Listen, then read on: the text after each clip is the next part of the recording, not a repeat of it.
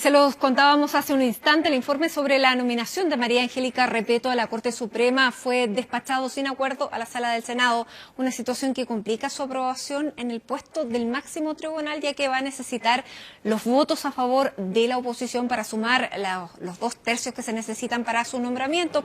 Para hablar de esta situación, también de otros temas, vamos a tomar contacto a esta hora con el senador del PPD, Ricardo Lagos Weber. Senador, gracias por estar con nosotros. Muy buenas tardes.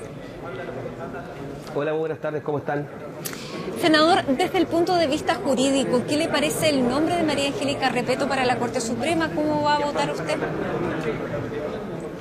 Desde el punto de vista jurídico y los antecedentes de la ministra Repeto, yo no veo ningún inconveniente para su aprobación, para ser bien franco. Es más, le diría que acá se llevó a cabo un procedimiento nuevo para poder oír de manera más detallada, con más información de antecedentes, a los propuestos para integrar la Corte Suprema, y este procedimiento, que es nuevo, es novel, se desarrolló por primera vez con el caso de la ministra Repeto, y el resultado de aquello yo creo que es satisfactorio. Dicho aquello, lo que ha habido es una diferencia con el gobierno por la forma en que procedió a decidir ese nombramiento y plantearlo al Senado. Y se lo explico por lo siguiente, para que se entienda tal vez la opinión pública. En el nombramiento de un supremo, de un ministro de la Corte Suprema, intervienen los tres poderes del Estado. Primero, la Corte Suprema. La Corte Suprema, el Pleno de la Suprema, elige 5 personas. Esas 5 personas que elige el Poder Judicial se envía al Presidente de la República, al Poder Ejecutivo. Y el Presidente de la República, esos 5 nombres, escoge uno y se lo propone al Senado para que votemos su aprobación o rechazo. Ahora bien, para que el Senado lo apruebe, requiere 2/3 de los votos de los senadores en ejercicio. Para hacerlo en castellano, se requieren 29 votos favorables de 43. Entonces, cierro acá esta parte. Los 3 poderes del Estado intervienen en este nombramiento: judicial, ejecutivo y legislativo. Y para que la propuesta que el presidente le hace finalmente al Senado sea aprobada, requiere muchos votos. Muchos votos. Y esos votos requieren entonces que acá adentro haya un acuerdo bastante amplio, porque no hay ningún sector político en Chile hoy, ni en los últimos 25 años, que haya tenido los 2/3 por sí mismo. ¿Me explico? Sí, desde el punto de vista político, entonces le hubiera convenido al presidente conversarlo antes con los senadores para garantizar el apoyo, pero constitucionalmente no hay ninguna obligación, porque no hay ninguna intervención más allá de la propuesta, porque finalmente es el Senado el que tiene la última palabra. Claro, pero en todo caso no hay ni una obligación, pero hay una exigencia. Cuando la Constitución política le dice al presidente que el nombre que él proponga requiere 2/3, estos 29 senadores, le está diciendo al presidente tiene que tener buen ojo, porque si usted no tiene los 29 votos, esto se va a caer. Y la pregunta que uno tiene que hacerse es: ¿por qué la Constitución exigió 2/3? Es para tener un cierto equilibrio en la Corte Suprema, porque la Corte Suprema decía cosas importantes. ¿Qué es lo que ocurrió? Y vamos un paso atrás. Que después de la propuesta del nombre de la ministra Luxich, que el gobierno retiró porque no estaba el apoyo, el gobierno en 24 horas presentó el nombre de la ministra Repeto. Y yo creo que eso no fue una buena decisión, porque de todas maneras tiene que conversar con el Parlamento. Claro. Dicho eso, queda un tiempo para ver si es posible llegar a un entendimiento y destrabar esto de manera satisfactoria.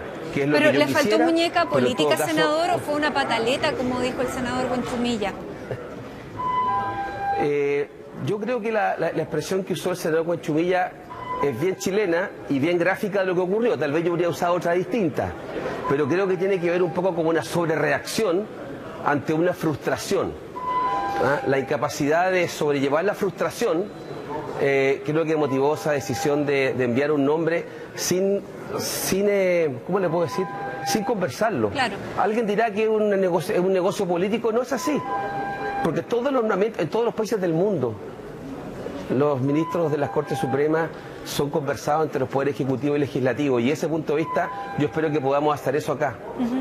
Entendiendo una cosa, de que la ministra Repeto, lo reitero, a mi juicio, tiene todos los requisitos para ser nombrada ministra Suprema, y creo que lo haría de manera muy correcta. ¿Y usted Aunque yo tengo su diferencias voto con ella en temas de aborto y otros. No, yo no he hablado de cómo voy a votar, porque yo quiero que lleguemos a un entendimiento acá en este Parlamento. Yo estoy cansado de no llegar a acuerdos. Estoy cansado de tener que estar siempre discutiendo. Creo que es posible ponerse de acuerdo en temas bien trascendentales como este. Ahora, afortunadamente el PPD la votación va a votar... no va a tener lugar ni hoy día ni mañana. Claro, pero el PPD va a votar en una sola voz, o las disidencias van a estar dentro del margen. Rara vez los partidos votan con una sola voz, y menos en estas materias. Y yo ahora dificulto que eso sea así. Ojalá, no solamente el PPD, sino que en general nos pongamos de acuerdo. Si por eso se exige la exigencia, valga la redundancia, la exigencia de 2/3 de 29 senadores, y senadoras, obliga a conversar y encontrar un entendimiento. Y yo espero que el gobierno recapacite, que ahora, diga, sí, sabe que en los próximos nombramientos vamos a tener que hacer las consultas, porque de lo contrario el sistema no va a funcionar. Ahora, si desde el punto de vista jurídico le parece un buen nombre, senador, sería poco entendible para la ciudadanía que no se votara por ella por esta falta, a lo mejor, de la presidencia de llegar a un acuerdo.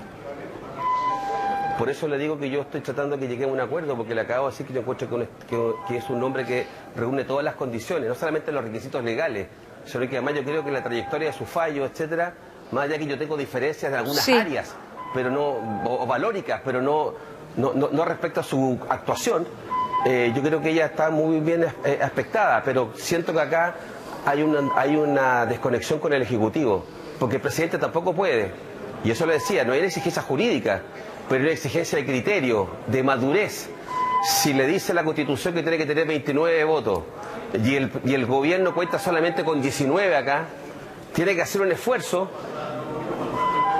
para juntar 10 votos más, el 50% de los que no tiene. Entonces eso lo tiene, ¿y sabe qué? Eso lo han tenido que hacer todos los presidentes de Chile desde el año 1990. Elwin, Frei, mi viejo Lago Escobar, Michelle Bachelet en 2 oportunidades, siempre se ha hecho así. Entonces Senador, yo creo que pasa que se requiere un grado de madurez, de saber llevar la frustración. Se va entonces a negociar para ver qué ocurre con este nombre. Usted hablaba del criterio del presidente Sebastián Piñera y lo quiero llevar a otro ámbito, a esta decisión que ha manifestado el presidente. El criterio, no, me refiero al criterio de no conversar previamente. El nombre me parece bien, tal vez, pero habría que haberlo conversado para saber qué piensa el resto. Yo no hablo por el resto, yo hablo por mí. Y yo lo quiero llevar a otro tema, también a propósito del criterio en el que usted manifestó su desacuerdo con el presidente, que es recurrir a las Fuerzas Armadas para en la frontera combatir el narcotráfico. Escuchábamos hace muy poco al ministro de Defensa, quien decía que es constitucionalmente deber de las Fuerzas Armadas cuidar la frontera. Por eso, ¿qué hay de nuevo con que las Fuerzas Armadas estén en la frontera ahora combatiendo un problema nuevo que es el narcotráfico? ¿Hay alguna novedad en el anuncio del presidente? ¿Fue un anuncio, entre comillas, que genera apoyo popular? ¿Hay una novedad? ¿Qué es lo que hay en este anuncio? No, primero, tal vez me he expresado mal en alguna oportunidad hoy día en la mañana. Yo no me opongo. Lo que yo afirmé es que yo quería entender por qué razón se daba este paso ahora.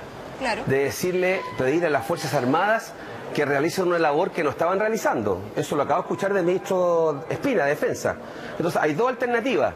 O el narcotráfico aumentó significativamente y penetró a nuestras fronteras de manera inusitada, que requiere un apoyo extra por parte de las Fuerzas Armadas, o las policías, o tal vez no aumentando el narcotráfico, las policías no están haciendo su trabajo como corresponde. Ese fue mi cuestionamiento, de saber por qué razón ahora era necesario. ¿Qué es lo que había pasado desde el punto de vista del narcotráfico? ¿Me explico? Yo no sé, tal vez hay antecedentes que no tenemos, que aumentó el narcotráfico. Eso no lo han dicho. El presidente no lo dijo eso. Dijo que había que defender la frontera del narcotráfico. Entonces yo quiero saber, o aumentó el narcotráfico de manera muy fuerte y que se requiere apoyar a las policías, o las policías no están haciendo su pega y el narcotráfico no había aumentado, o no están haciéndolo bien. Entonces eso es lo que yo quería aclarar. Dicho eso, no me cabe duda que tiene la facultad a través del decreto del presidente de pedir eso. La pregunta es: ¿qué se va a traducir? Y yo escuché la conferencia de prensa que dio el ministro Espina hace escasos 10 minutos y sentí que como que la verdad que no había mayores atribuciones, porque las Fuerzas Armadas siempre están protegiendo nuestras fronteras. Por eso le preguntaba, ¿cuál es la 24/7. novedad finalmente? ¿O fue un anuncio porque puede ser bueno, bien visto por la ciudadanía? Voy a hacer una pregunta retórica, no a usted porque yo soy el entrevistado. ¿Qué es lo que ha ocurrido en las fronteras de Chile últimamente que ha capturado la atención ciudadana? Claro, La porosidad ese por es el el punto. narcotráfico ¿Usted o los cree que inmigrantes, finalmente, o claro, los ese es el inmigrantes? fondo? Le doy alternativa. Alternativa B. Alternativa A, aumentó el narcotráfico en Chile. B, hay inmigrantes en la frontera. C, ninguna de las anteriores. Ya, para usted es la Yo creo alternativa que B. tiene que ver con el tema inmigrante. Sí, me parece que es lo mismo. Entonces, tal vez es bueno decirlo y develarlo de esa forma. Y ahí cabe preguntarse si las Fuerzas Armadas son las mejor preparadas para aquello y si es la labor que tenemos que pedirle a ellos.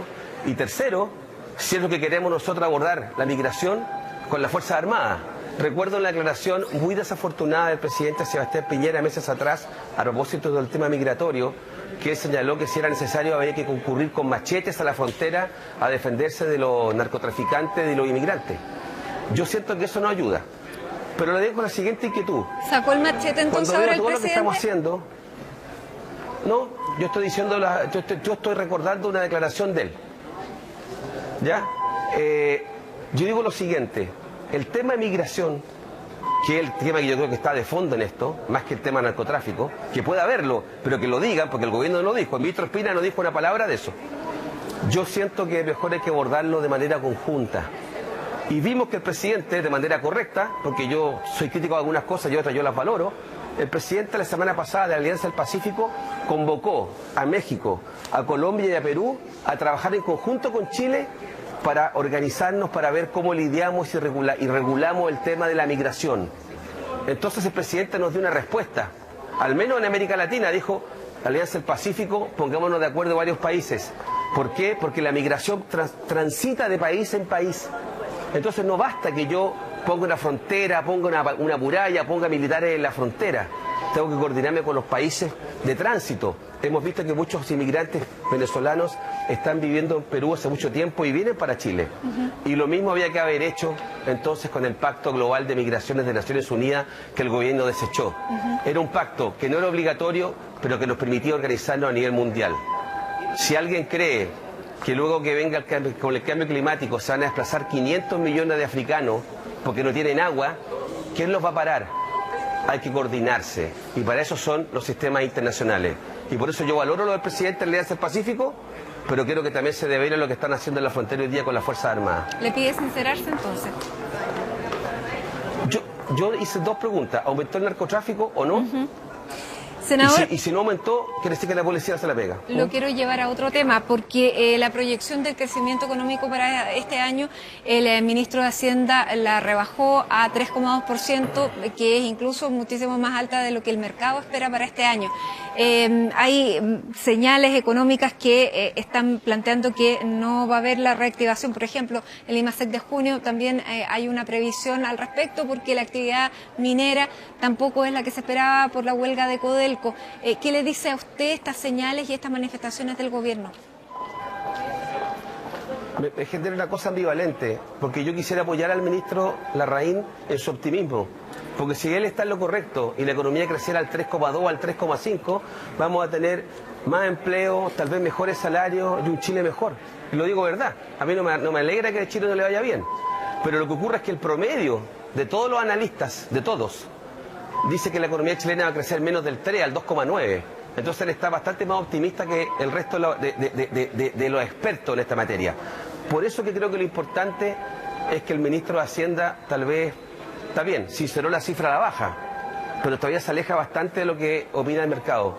Yo espero que podamos tomar medidas para prepararnos. Yo sé que aquí hay un tema importante de efecto de la guerra comercial entre Estados Unidos y China.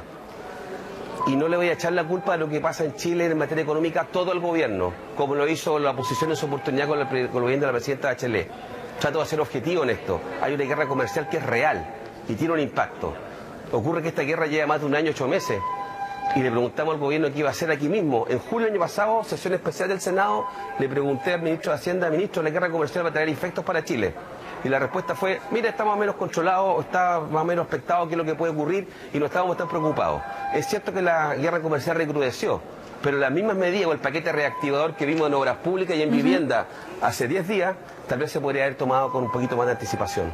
Perfecto. Pero yo quiero ser optimista que vamos a tratar de crecer. Claro, pero también le pide nuevamente sinceridad al gobierno. Realismo. ¿Sabe qué? Hoy día estamos a julio, o sea, ya pasaron los primeros 6 meses del año, el primer semestre. Y dado lo poco que creció la economía, para que crezcamos a las cifras que el ministro quiere, el segundo semestre, el promedio tendría que significar, para que el promedio fuera lo que quiere el ministro, tenemos que crecer cerca del 4% el segundo semestre. Y eso se ve muy, muy difícil. Entonces, mejor ser más realista, como lo fue el presidente de la cuenta pública. ¿Usted se acuerda que el presidente Piñera en la cuenta pública dijo, mire, no, porque se da el 3,5, porque está entre el 3 y el 3,5. Sí, o sea, de los tiempos difíciles. Senador, y dentro de los tiempos difíciles, hoy día se acaba de votar la huelga de uno de los sindicatos más grandes del país, que es el de Walmart. Chile está abordando la automatización del trabajo como corresponde, viendo los signos que se vienen, como lo que está pasando con estos trabajadores. Yo siento que todos estos cambios tecnológicos, el tema de la robotización, el uso de la inteligencia artificial, que el algoritmo que decide por todos nosotros, todo esto es difícil tal vez anticiparse mucho. Ciertamente esta huelga es bien compleja porque es la más grande además que ha tenido lugar en Chile de esta naturaleza. Pero creo que, por lo menos, para hacer mirar la mitad del vaso lleno, creo que nos permite tal vez apurar el tranco en cómo vamos a abordar estos desafíos y preguntarnos si el sistema de leyes que tenemos hoy día en Chile laborales y de incentivo al crecimiento y a la productividad son las más adecuadas. ¿Ya? Claramente no se encontró un punto de entendimiento entre los trabajadores y la empresa y yo sobre eso no me puedo ni pronunciar constitucionalmente. Pero sí le quiero decir que este tema ya llegó a Chile para quedarse. Hoy día fue con Walmart, mañana va a ser con la gran minería o va a ser con otras industrias pasado mañana. Así que yo creo que, ni modo, no sé si estamos más atrasados, pero estamos a tiempo todavía de enfrentarlo. Y no es fácil, porque otros países que tienen esta misma situación, desafío, drama, como usted quiera ponerlo, no han encontrado la solución fácil todavía. Muy bien, senador Ricardo Lagos Ver, gracias por esta conversación con CNN Chile. Buenas tardes. No, muchas gracias a ustedes, que estén muy bien.